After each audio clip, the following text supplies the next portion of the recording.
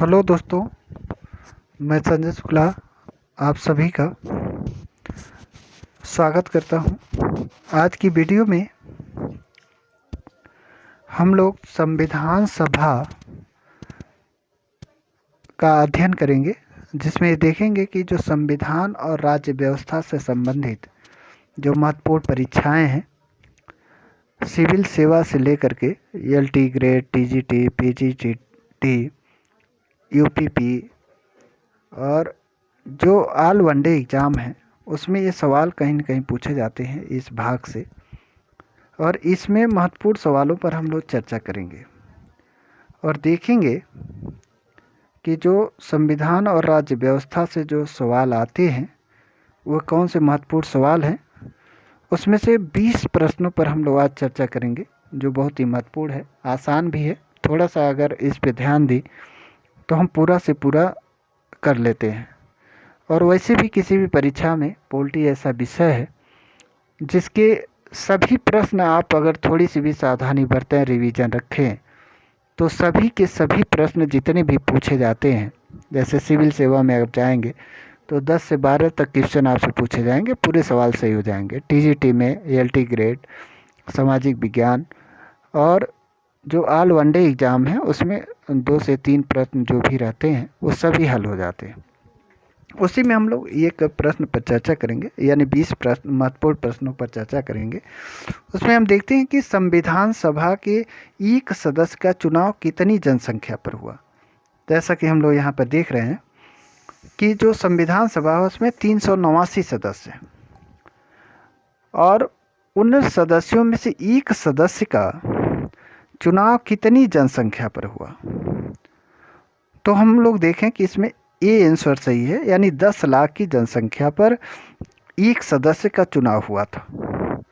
उसी तरह हम लोग देखें कि जो दूसरा महत्वपूर्ण सवाल है वह है संविधान सभा की प्रथम बैठक कब हुई थी, यानी किस तिथि को जब संविधान सभा का चुनाव संपन्न हुआ तो किस दिन पहली बैठक हुई थी। ये सवाल बहुत हिट होता है, हिट सवाल है पॉलिटी का। इसमें गलत होने के चांसेस ज़्यादा होते हैं इस सवाल में, और अक्सर करके पूछा जाता है क्योंकि इसमें तिथियां एक जैसी दी होती हैं, सिर्फ सन बदलता है, यानी साल बदलता है। जैसे यहाँ देखें कि संविधान सभा की प्रथम बैठक कब हुआ, तो इसका भी आंसर ये है, यानी 9 दिसंबर 1946 को इसकी प्रथम बैठक हो रही है। उसी तरह हम दूसरे सवाल पर चर्चा करें, जो तीसरा सवाल है कि संविधान सभा, जो संविधान सभा है उस संविधान सभा में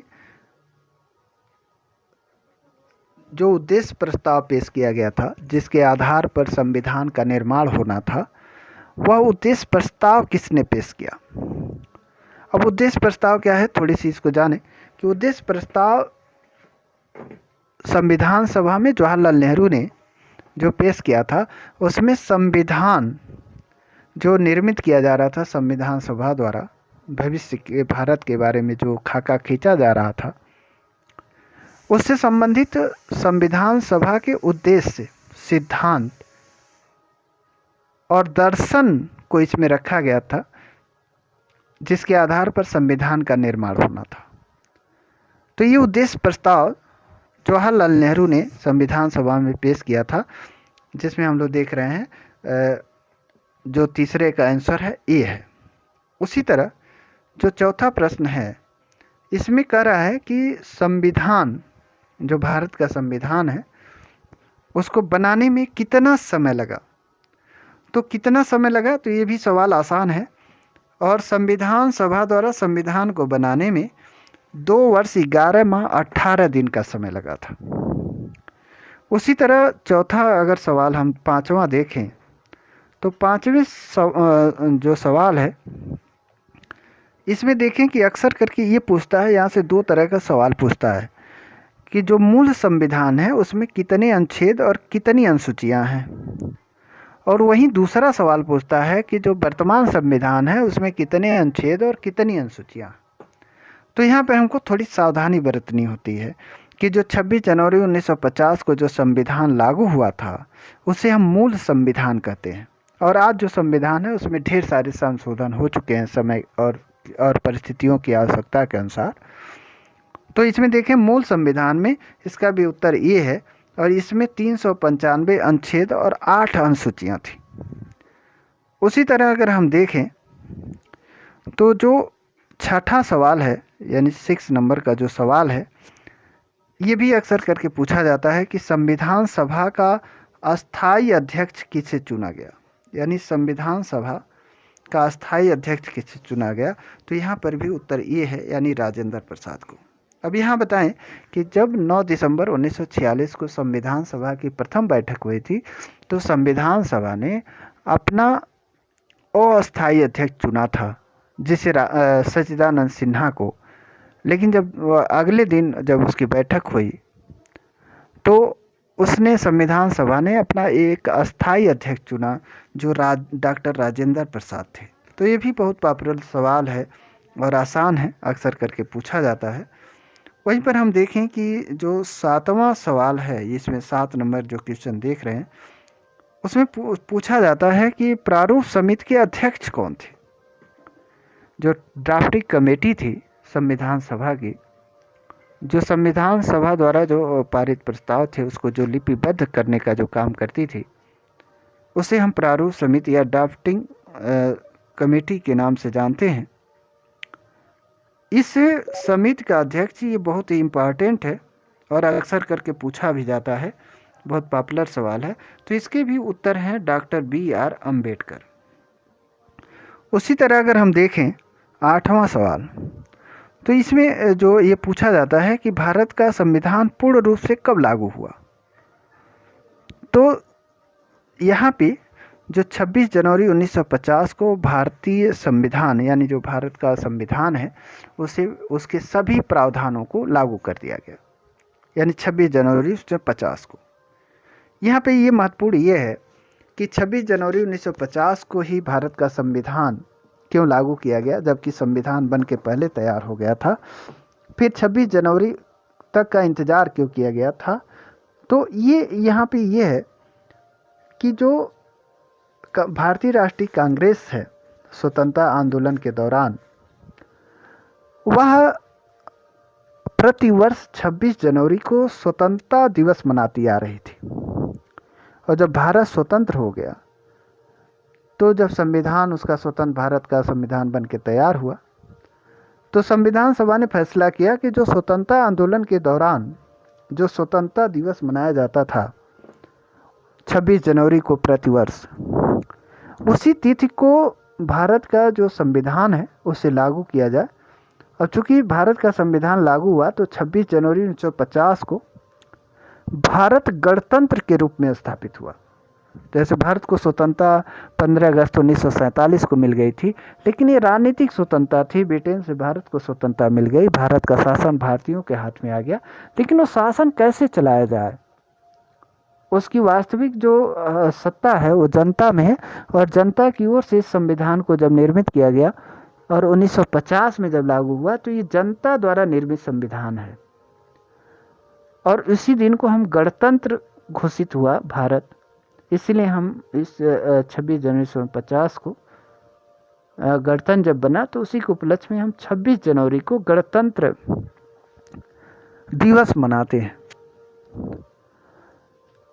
और गणतंत्र दिवस मनाते हैं तो यहाँ पे आपको एक जानकारी दे दें कि जो 26 जनवरी को ध्वजारोहण होता है लाल किले से, वो राष्ट्रपति के द्वारा होता है, क्योंकि गणतंत्र का जो प्रमुख है वह राष्ट्रपति है भारत का।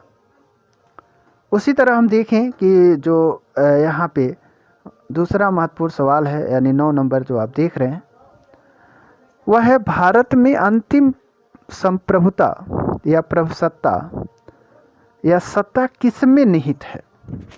तो यहाँ पे भी हम देखें तो हमने जैसे ऊपर बताया गणतंत्र इसे क्यों कहते हैं, तो जो भारत की संप्रभुता है भारत में, वह जनता में निवास करती है, यानी अंतिम संप्रभुता की बात कर रहा है। क्योंकि संप्रभु संविधान है हमारा, लेकिन उस संविधान का निर्माता जनता को माना जाता है। इसलिए भारत में जो अंतिम संप्रभुता है या प्रभुसत्ता है या सत्ता है वो जनता में निवास करती है। तो ये भी बड़ा पॉपुलर सवाल है, ये भी अक्सर करके पूछा जाता है, खास करके जो टीजीटी पीजीटी जो परीक्षाएं हैं एलटी ग्रेड उसमें पूछा जाता है। 10वें नंबर अगर सवाल पे चर्चा करें तो यहाँ पे देखें कि प्रांतीय संविधान समिति के अध्यक्ष कौन थे। तो हम आपको अपडेट करें कि संविधान सभा संविधान निर्माण के लिए कुल 26 समितियों का गठन किया था और उन समितियों के माध्यम से अलग अलग जो मुद्दे थे संविधान निर्माण से संबंधित, भारत में सामाजिक आर्थिक राजनीतिक लोकतंत्र की स्थापना के क्षेत्र में जो भी प्रावधान करने थे उसमें अलग अलग विषयों को अलग अलग समितियों को सौंपा गया था कि आप इस पे विचार करें, ड्राफ्ट बनाएं और संविधान सभा को इसके बारे में सलाह दें। तो उसी संदर्भ में जो प्रांतीय संविधान समिति है इसके अध्यक्ष सरदार पटेल को बनाया गया था। तो यहाँ पर हम लोग देख रहे हैं कि जो इसका भी आंसर ये है। उसी तरह अगर हम 11 नंबर क्वेश्चन को देखें यहाँ पे, तो संविधान सभा का अस्थायी अध्यक्ष किसे चुना गया था। जैसा कि हमने ऊपर बताया आपको कि अस्थायी अध्यक्ष तो डॉक्टर राजेंद्र प्रसाद को चुना गया था, लेकिन संविधान सभा ने अपनी पहली बैठक 9 दिसंबर 1946 को संविधान सभा का अस्थायी अध्यक्ष सच्चिदानंद सिन्हा को चुना था। तो ये भी सवाल बड़ा हिट है, अक्सर करके पूछा जाता है। अब हम आते हैं अगले 12वें सवाल पे, देखते हैं कि इसमें ये पूछा जा रहा है, ये जो सिविल सेवा है या जो बड़ी परीक्षाएं हैं उसमें ये पूछा जाता है अक्सर करके कि 1946 में जो अंतरिम सरकार का गठन हुआ था, अंतरिम सरकार जो बनी थी उसमें रेल मंत्रालय किसके पास था, यानी रेल मंत्री कौन बनाया गया था। तो यहाँ पे देखें तो असफ अली है, यहाँ पे उत्तर है आपका। उसी तरह अगर हम 13वें नंबर सवाल की चर्चा करें तो यहाँ पे देखेंगे कि संविधान सभा में कितने सदस्य थे, यानी कुल सदस्यों की संख्या कितनी थी। तो यहाँ पे देखें कि इसका भी उत्तर 389 है, यानी जो संविधान सभा है उसमें 389 सदस्यों को शामिल किया गया था। इनको शामिल करके संविधान सभा का गठन किया गया था। उसी तरह अगर आगे देखें कि जो 14 नंबर सवाल है इसमें ये कह रहा है कि जैसे जो संविधान सभा है इसमें 3 तरह के सदस्यों को शामिल किया गया था। एक जो ब्रिटिश भारत के जो प्रांत थे, 11 प्रांत थे, उनसे प्रतिनिधियों को चुना गया था और फिर देशी रियासतें जो समय स्वतंत्र थी उनके प्रतिनिधियों को शामिल किया गया था और कमिश्नर क्षेत्र, यानी 3 भागों में बांटा गया जो संविधान सभा के सदस्य हैं। तो इसमें यहाँ पे देखें कि देशी रियासतों के कितने प्रतिनिधि शामिल थे संविधान सभा में, तो उसका आंसर है ए, यानी 93 सदस्य शामिल किए गए थे।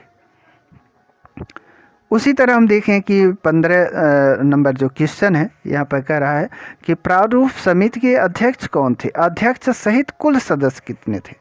तो हम लोग पिछले सवाल में चर्चा किए थे कि प्रारूप समिति का अध्यक्ष कौन था। तो अध्यक्ष डॉक्टर BR अम्बेडकर थे, लेकिन जो प्रारूप समिति गठित हुई थी उस प्रारूप समिति में अध्यक्ष को लेकर के यहाँ पे देखें कि अध्यक्ष सहित कुल कितने सदस्य थे। तो यहाँ पर अध्यक्ष सहित कुल सदस्यों की संख्या 7 थी। अब इसमें अगर अध्यक्ष को निकाल दें तो सिर्फ सदस्यों की संख्या कितनी होगी, 6 होगी। तो 2 तरह के सवाल पूछता है यहाँ से कि अध्यक्ष सहित कुल सदस्यों की संख्या कितनी थी, तो 7 हो गई। और फिर अगर ये पूछता है कि प्रारूप समिति के कितने सदस्य थे, तो यहाँ पर आंसर 6 होगा, यानी बी होगा। अब हम देखें कि जो 16 नंबर क्वेश्चन है इसमें कह रहा है कि भारत के संविधान में शक्ति विभाजन संबंधी 3 सूचियां किस संविधान से ली गई थी, यानी कहां से ली गई थी। तो आप जानते हैं भारतीय संविधान में 3 सूचियों के माध्यम से जो शासन का विषय है वह केंद्र और राज्य सरकारों के बीच में विभाजित किया गया है। और वो विभाजन संबंधी जो सूची है उस सूची को भारत शासन अधिनियम 1935, यानी डी नंबर देख रहे हैं आप यहाँ पे, जो भारत शासन अधिनियम यानी ब्रिटिश काल में जो ब्रिटिश संसद ने भारत के लिए संविधान, अंतिम संविधान निर्मित किया था, अधिनियम पारित किया था 1935 में, उस 1935 के अधिनियम से भारत के संविधान में जो स्वतंत्र भारत का संविधान है उसमें लिया गया है। यानी शक्ति विभाजन संबंधी जो 3 सूचियां हैं या 3 सूचियों से संबंधित जो प्रावधान है वो भारत शासन अधिनियम 1935 से लिया गया था। अब हम देखें कि जो 17 नंबर क्वेश्चन है ये कह रहा है कि कुछ स्रोत है, यानी जो भारत का संविधान है उसमें जो अच्छी अच्छी बातें हैं, कुछ अच्छी बातें हैं जो अलग अलग देशों में थी और भारत के लिए ज़रूरत थी, तो उन देशों के संविधानों से भारत के जो संविधान सभा के सदस्य थे या संविधान सभा थी उसने उस देश के संविधान से उन अच्छी चीज़ों को लेकर के अपने संविधान में शामिल कर लिया। तो यहाँ पे एक सवाल बनता है कि किस चीज़ को किस संविधान से लिया गया है, किस देश से संविधान से कौन सा प्रावधान संविधान में जो महत्वपूर्ण है वो शामिल किया गया है, इसे हम स्रोत के नाम से जानते हैं। तो यहाँ पे जो सवाल है वो देखें कि संसदीय प्रणाली, तो हम जानते हैं भारत में संसदीय प्रणाली लागू है और संसदीय प्रणाली है तो संसदीय विशेषाधिकार हैं यानी संसद सदस्यों के, और संसद और विधानमंडल की प्रक्रिया कैसी होती है, किस देश से किस तरह वो संचालित की जाती है, यह कहाँ से लिया गया है, यानी किस देश के संविधान से ये चीज़ें ली गई हैं। यानी जो संसद और विधानमंडल की जो प्रक्रिया है वह किस देश के संविधान से लिया गया। तो यहाँ पे देखें कि ब्रिटेन से लिया गया है। ये सब बहुत आसान सवाल हैं और अक्सर करके पूछे जाते हैं। उसी तरह देखें कि यहाँ पे जो सवाल है 18 नंबर जो क्वेश्चन है उसको देखें तो यहाँ पर कह रहा है कि भारत के संविधान में सर्वोच्च न्यायालय का गठन, यानी सर्वोच्च और स्वतंत्र जो न्यायपालिका है भारत में, और उपराष्ट्रपति का पद और मौलिक अधिकार, ये बहुत हिट सवाल है और अक्सर करके पूछे जाते हैं कि इस देश के संविधान से लिए गए। तो यहाँ पे आपको बता दें कि यूएसए के संविधान से लिए गए। जो यूएसए का जो संविधान है आधुनिक विश्व का प्रथम लिखित संविधान माना जाता है और वहीं से भारत के संविधान में सर्वोच्च न्यायालय का गठन, उपराष्ट्रपति का पद, मौलिक अधिकार और विधि की सम्यक प्रक्रिया, यहाँ पे शामिल कर दें आपको, विधि की सम्यक प्रक्रिया को भी यूएसए के संविधान से लिया गया था। अब देखिए कि जो 19 नंबर क्वेश्चन है वो कह रहा है कि राष्ट्रपति का निर्वाचन, राष्ट्रपति तथा राज्यसभा में 12 सदस्यों का मनोनयन। यहाँ देखिए राष्ट्रपति का निर्वाचन, राष्ट्रपति द्वारा राज्यसभा में 12 सदस्यों का मनोनयन और राज्य के नीति निर्देशक तत्व भारत किस देश के संविधान से लिए गए। यानी जो भारत का संविधान है उसमें राष्ट्रपति का निर्वाचन, राष्ट्रपति द्वारा राज्यसभा में 12 सदस्यों का मनोनयन और राज्य के नीति निर्देशक तत्व किस देश के संविधान से लिए गए हैं, तो वह है आयरलैंड के संविधान से लिया गया। आगे हम देखें जो 20वां नंबर क्वेश्चन है वो ये कह रहा है कि हमारे संविधान, जो हमारा संविधान है उसमें संघात्मक शासन व्यवस्था और अवशिष्ट शक्तियां संबंधी जो प्रावधान है किस देश के संविधान से लिए गए हैं। तो जो अवशिष्ट शक्तियां हैं और संघात्मक शासन व्यवस्था, ये भी अक्सर करके पूछता है, ये कनाडा के संविधान से लिए गए हैं।